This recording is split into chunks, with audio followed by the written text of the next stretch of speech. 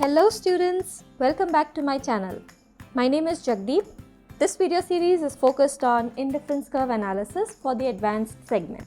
In our previous video, we talked about what is an Engel curve and how it could be derived from an income consumption curve. This video shall focus upon what are the different types of Engel curves and how the Engel curve would slope in accordance to different types of commodities.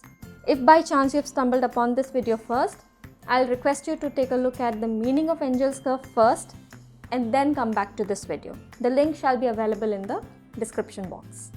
Alright, so without wasting any time further, let's get started.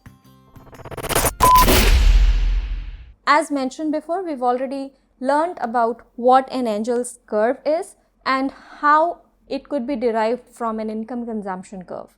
So now let us take a look at what are the types of Engel curves. Alright. So Engel curve broadly could be categorized into two types. First is the budget share Engel curve and the second is real expenditure Engel curve. This version of Engel's curve is propounded by the modern economists. Okay. Now let us see how these two are different. So the first case is budget share Engel curve. As the name indicates, budget share. So we are basically looking at the proportion of income that is spent on goods and services. And in terms of Engel's curve, since we are studying the relationship between income of the consumer and his consumption of a particular commodity, we are focusing on how the proportion of income spent on a commodity would change when the income of consumer increases. Alright. So for example, this is for this segment. So for example, if a consumer was initially spending say 20% on food, then with an increase in his income, how is this changing is what a budget share Engel curve would talk about. Alright, let us say now the consumer is spending 18% on food. Alright, so this is what a budget share Engel's curve would talk about. On the other hand, we have a real expenditure Engel's curve. So this is a more modern version of Engel's curve and it is focusing upon how the actual amount spent on a particular commodity changes with a change in income. Alright, it's a very vague example, but it would clear your point. So let us say, for example, initially a consumer is spending $1 for one t-shirt. Okay, I don't have enough space to write t-shirt. So he's spending $1 for one t-shirt. As his income increases, is he going to just buy one t-shirt or two t-shirts? So that's how his expenditure increased. So if we see here, initially he was spending this much and when the income increased, he increased his consumption and this is now what he is actually spending on t-shirts.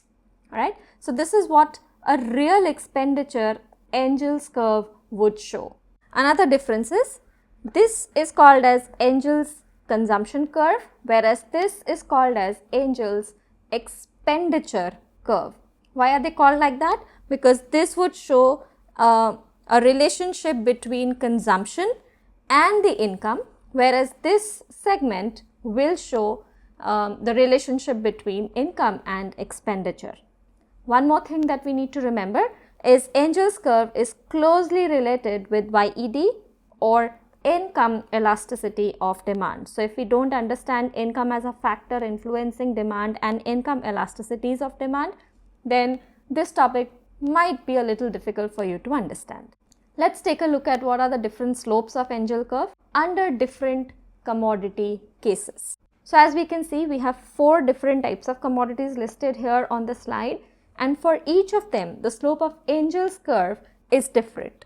So in case of a normal good, the slope of Engel's curve is positive. That means it's an upward sloping curve and the slope would have an increasing rate. In case of a luxury good, once again, the slope is upward. That means it's a positive slope, but it has a declining rate. In case of inferior goods, the slope of Engel's curve is downward, just like you would see a demand curve.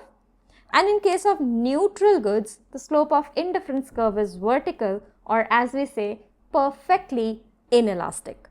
In this video, let's take a look at how an Engel curve for normal good could be depicted. Now, normal goods could also be categorized as necessities. Now, let us say the initial income of consumer is $100, and for this income, a consumer is consuming, let us say, X1 quantity of commodity X. That means we have a pointer somewhere around here. As the income of consumer increases, let us say the income has gone up to $200. Now the consumer also increases his consumption of good X, and let us say he is now consuming X2 units of commodity X. That means we have a pointer somewhere around over here. Now when the income of consumer increases further, let us say now his income is at $300. The consumer would again increase his consumption of good X. So let us say now he is consuming X3 units of good X. That brings it somewhere around over here. Now if we are supposed to join these points, this is what it would look like. This is an Engel's curve. Let's name each of these pointers. This is point A. Let us call this as point B, and let us call this as point C. Now what do we observe in this diagram? We are observing that there is an increase in income, and at the same time there is an increase in the quantity consumed by this consumer of commodity X. Now that's why we are getting an Engel's curve which is sloped like this.